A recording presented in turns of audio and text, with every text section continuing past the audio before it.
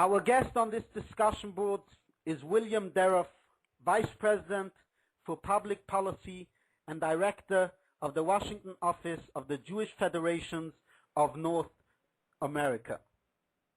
William is a leading advocate for the American Jewish community's agenda in the national capital as the chief lobbyist and principal spokesperson on public policy and international affairs in the 155 Jewish federations and 400 independent communities represented by the UJC.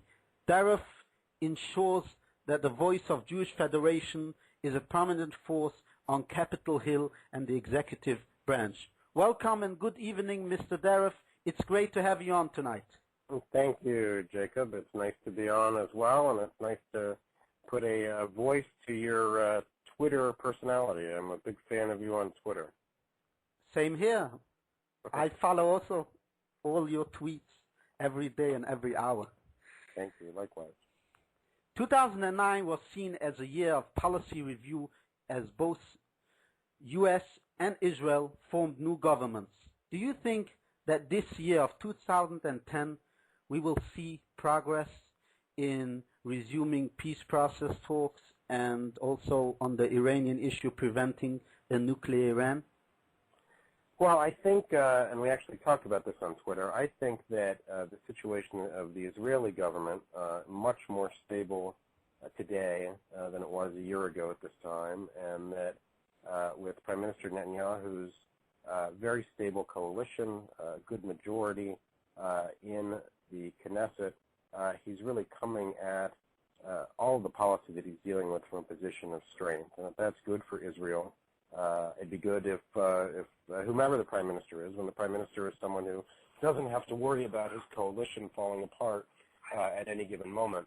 I think that's a positive thing for the state of Israel. So from the point of view of Israel, I think 2010 will be an even better year as the Prime Minister and his coalition are more entrenched. From the point of view of the United States government, it's a good question. My sort of gut is that as the Obama administration continues to get its sea legs, so to speak, as it continues to know more about how the world works and what doesn't work and what's been tried and not worked and what potentially could work, that they too will have a more mature approach to the Middle East. These issues, of course, become very difficult because it's a political year with the midterm congressional elections here in the United States, as well as all the other sort of variables that come up, whether it's homeland security issues or a focus on domestic politics.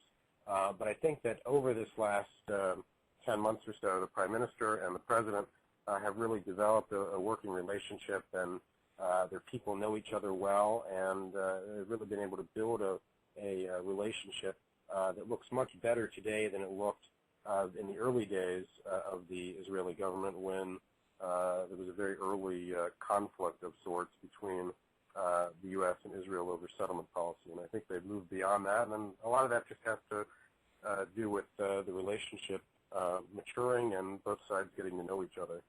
So I'm optimistic about their relationship. As far as the peace process goes, I think that you said it pretty well a few moments ago, that really the ball is in the court of the Palestinians and the Arabs. The Israelis are in a position where they're saying that they are ready to talk without precondition. The Palestinians, who have a lack of a unified leadership without much of a mandate, are really don't have much of a direction that makes sense, and so the ball is in their court. It's unclear for their own domestic political consequences and considerations whether they want to have a deal, whether it's a plus for Fatah, for Abbas if he comes to the table, or whether it's a plus or minus for him if he comes to the table relative to their relationship with Hamas. And unclear, obviously, as well, what impact the Jordanians or the Egyptians or others might have. As far as Iran goes, to go down your list, I'm more optimistic today than I was a week ago about stresses in the Iranian government. I think that the Green Revolution, which is or revolt, which has had some the post-election democracy demonstrations have had ebbs and flows as far as their impact, but I'm a little more optimistic today that it's really starting to have impact on the ability of Ahmadinejad and the mullahs and the regime there to continue to govern. There have been all sorts of reports of late about dissension within the Iranian ruling structure, which I think is a positive for those of us who believe that the Iranian regime is one that should be overthrown internally.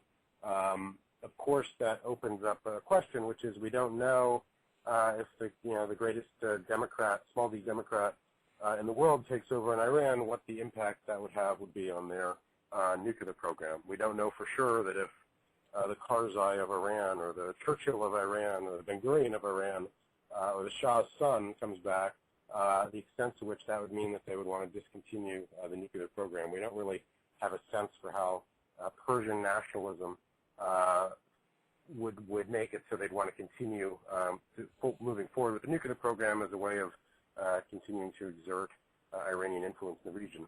That being said, I think that we'd be much more optimistic about just about anybody having control of Iran than Ahmadinejad and the mullahs, and so I'm a little more optimistic, as I said today, than I was a week ago or a month ago, but at the end of the day, I don't think we can hold out hope that the street will win and that the nuclear program will be dismantled, and I think that the program that the U.S. and NATO and the EU countries are moving forward on, which is one of enhanced sanctions, moving towards really an ultimatum to the Iranians about the need for them to not develop nuclear weapons is something that we need to keep focused on, and something that obviously could very much change the equation, not just in the Middle East, but in the entire world. Ambassador Oren told Reuters that Netanyahu and Obama see eye to eye on the issue of Iran. Is Israel's reliance on the U.S. a strategic mutual understanding that will keep on going, or Israel will pull the trigger if talks or sanctions fail to work? I have no doubt that Israel will act in Israel's best interests, and that Prime Minister Netanyahu will act in Israel's best interest when it comes to an existential threat to Israel's survival, which Iran's acquiring nuclear weapons would be. So, what does that mean? To me, that means that when the Israelis, God forbid, God willing, have the intelligence that they know ahead of time, God forbid that the Iranians get nukes, but when the Prime Minister is told that the Iranians are 6 months away, or 3 months away, or 9 months away, or whatever the timeline is that the intelligence folks think is the point of no return, the Prime Minister will do what he needs to do to ensure that the Iranians don't develop those nuclear weapons. I think that the Prime Minister will do it regardless of what world opinion says and regardless of what the United States says. Now, as an American, and as a Zionist, as someone who's pro-Israel, I think that this should not just lie on Israel's shoulders. It should be something that the world community is engaged with. It should be something that NATO and the United States and the other defenders of freedom and democracy across the world take on our own backs as far as our commitment to security in the world. So I'm hopeful that if it does come to a military option, God forbid, that this won't just be Israel doing it, but if at the end of the day Israel needs to do it, that Netanyahu is the right guy.